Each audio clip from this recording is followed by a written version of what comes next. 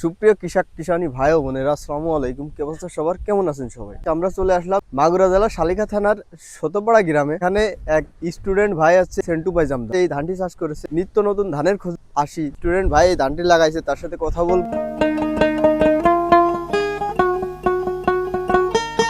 আসসালামু আলাইকুম ভাই। ওয়ালাইকুম আসসালাম ভাই। কেমন আছেন ভাই? আলহামদুলিল্লাহ ভাই, ভালো আছি। আপনি কি করেন? মূলত একজন স্টুডেন্ট, পাশাপাশি ধান চাষ করি, নিজেদের জমি চাষাবাদ করি, নারকেলবাড়িয়া ডিগ্রি কলেজে পড়ি।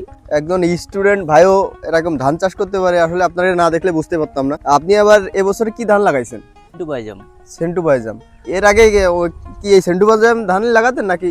না, এটা এই প্রথমবার লাগাচ্ছি।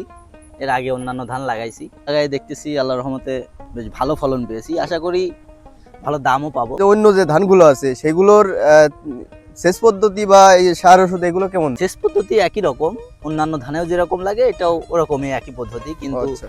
সারের ক্ষেত্রে এটা কিছুটা কম মনে হলো, কম লেগেওছে।